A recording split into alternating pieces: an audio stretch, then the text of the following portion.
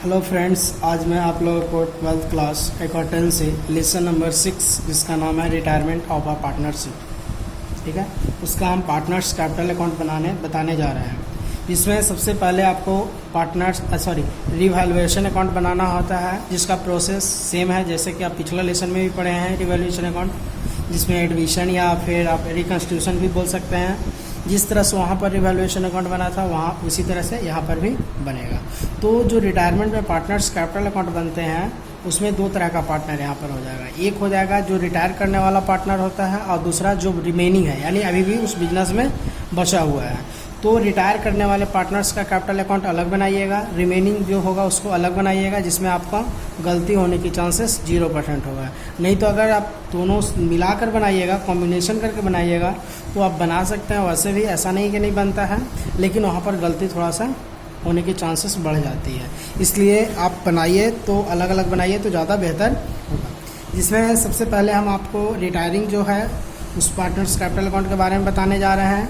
बाकी इसी प्रोसेस से इसी तरह का सारा आइटम है जो कि रिमेनिंग में भी जाता है, बस कुछ आइटम जो होता है इधर से उधर हो जाता है, जिसके बारे में हम आपको बता देंगे कि कौन आइटम किस साइड में रिमेनिंग में किधर जाएगा। ठीक है, तो चलिए सबसे पहले हम क्रेडिट साइड को क्लियर करते हैं, उसके बाद हम डेबिट को क्लियर करेंगे। तो क्रेडिट साइड में सबसे पहले लिखा हुआ है बाई बैलेंस बीडी, जिसमें लिखा हुआ है एज पर बैलेंस शीट। ठीक है, तो कहने का मतलब अगर आप रिटायरिंग पार्टनर्स कैपिटल अकाउंट बनाइएगा तो जिसमें सबसे पहले है बाई बैलेंस बीडी, तो बाई बैलेंस बीडी का अमाउंट कहाँ से हम लाएंगे?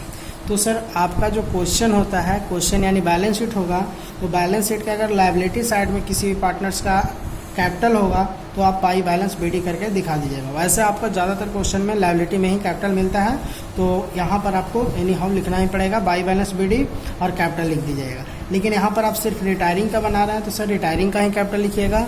बाकी अगर रिमेनिंग का बनाइएगा तो फिर बाकी रिमेनिंग का कैपिटल लिखिएगा, लेकिन जिसका बना रहे हैं उसी का लिखिएगा।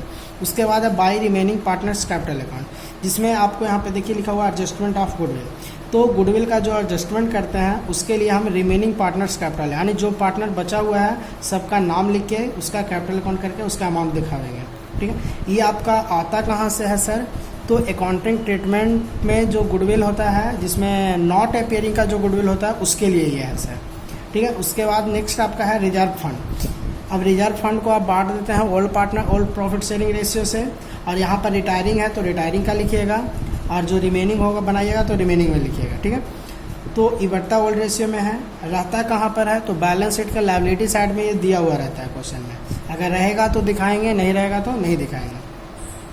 उसके बाद है बाई रिवैल्यूएशन प्रॉफिट, यानी पार्टनर्स कैपिटल अकाउंट बनाने से पहले जो रिवैल्यूएशन अकाउंट बनाते हैं, अगर उसमें प्रॉफिट आता है तो आप क्रेडिट साइड में दिखा दीजिएगा by revaluation profit. Retiring partner का बना रहे हैं तो सिर्फ रिटायरिंग का ही दिखाइएगा, जब रिमेनिंग का बनाइएगा तो रिमेनिंग दिखाइएगा। उसके बाद है बाई इन्वेस्टमेंट फ्लक्चुएशन फंड, ये भी आपका बैलेंस शीट का लायबिलिटी साइड में रहेगा। अगर दिया हुआ रहेगा तो दिखाइएगा, नहीं रहेगा तो नहीं दिखाइएगा। ये आपका बढ़ता है सर ओल्ड रेशियो से। ठीक है, तो रिमेनिंग का बनाइएगा तो रिमेनिंग में दिखाइएगा, जब बाकी रिटायरिंग का बनाइएगा तो रिटायरिंग में दिखाइएगा। उसके बाद है sir by profit and loss account, जिसको हम क्रेडिट बैलेंस के नाम से जानते हैं।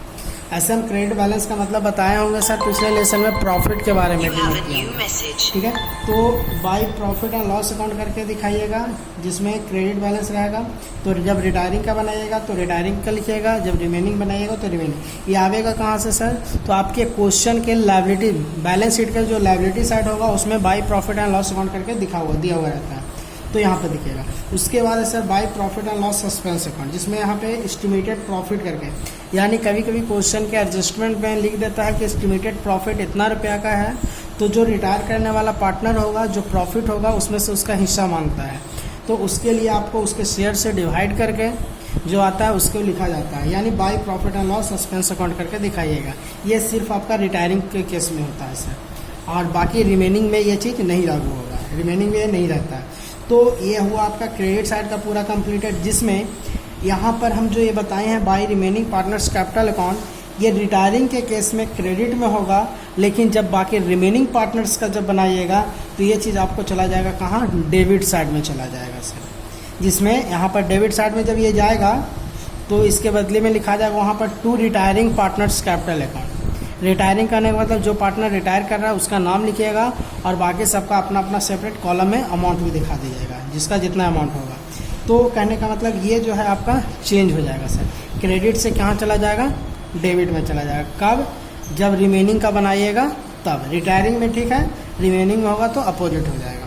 उसके बाद अब आते हैं डेबिट साइड में।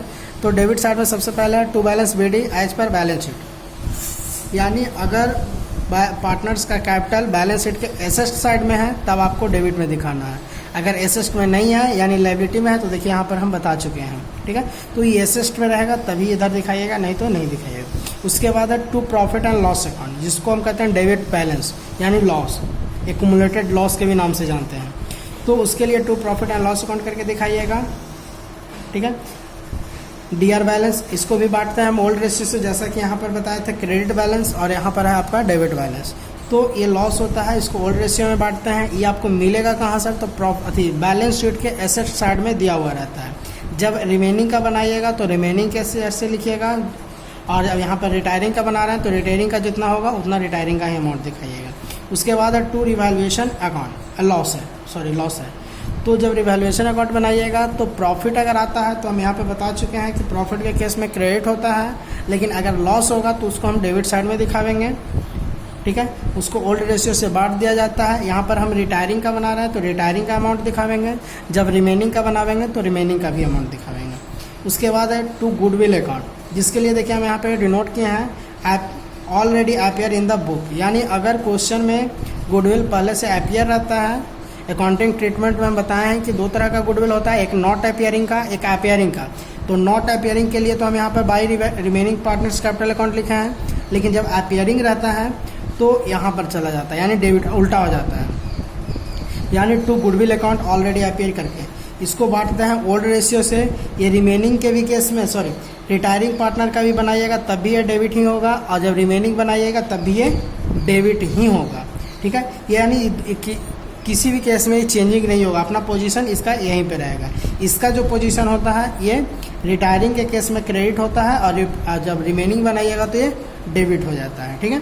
तो इसको ओल्ड रेशियो से बांटिएगा। आपको कहाँ मिलेगा ये, तो एडजस्टमेंट में लिखा हुआ रहता है, मिल जाएगा आसानी से। उसके बाद आता है अब फाइनली सर, आप जो पहले क्वेश्चन बनाते थे पार्टनर्स कैपिटल अकाउंट, उसमें सीडी करने का प्रोसेस होता था। तो यहाँ पर आप सीडी नहीं करिएगा। रिटायरमेंट में जो बैलेंस कम था उसको हम टू बैलेंस सीडी करके डायरेक्टली नहीं दिखाते हैं, यहाँ दिखाने का प्रोसेस अलग है। सबसे पहली बात कि जितना भी रिटायर करने वाला पार्टनर्स का पैसा निकलता है, रिटायर करने वाले पार्टनर्स का जितना भी पैसा निकलता है, जैसे सपोज कीजिए, देखिए मैं यहाँ पे बता रहा हूँ कि रिटायर करने वाले पार्टनर्स का 50,000 रुपये निकल रहा है, ठीक है, 50,000। तो 50,000 को आपको पे करने का दो प्रोसीजर है। एक तो पूरा का पूरा कभी कभी कैश भी दे देता है क्वेश्चन में इस चीज़ का मेंशन क्या हुआ रहेगा कि फुल्ली पैड इन कैश। अगर फुल्ली पैड इन कैश लिखा हुआ रहेगा तो टू कैश अकाउंट करके अमाउंट 50,000 जितना भी अमाउंट होगा क्वेश्चन में उतना दिखा दीजिएगा, यानी ये रिटायरिंग पार्टनर्स लोन अकाउंट खत्म हो जाएगा जब पूरा का पूरा कैश में दे देगा तब।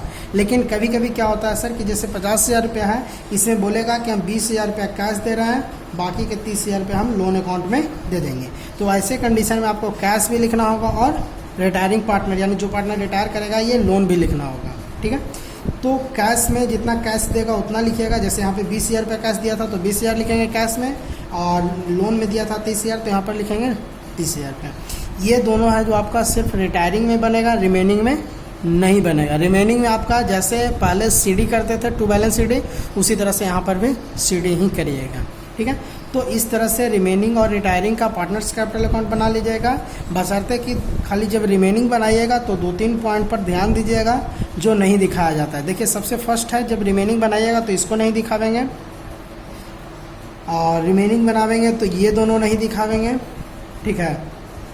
रिमेनिंग में ये दिखाया जाता है लेकिन ये डेबिट हो जाता है बस, और ये दोनों रिमेनिंग में दिखाया ही नहीं जाता है, और रिमेनिंग में कोई इसको भी नहीं दिखाया जाता है बाबू, ठीक है।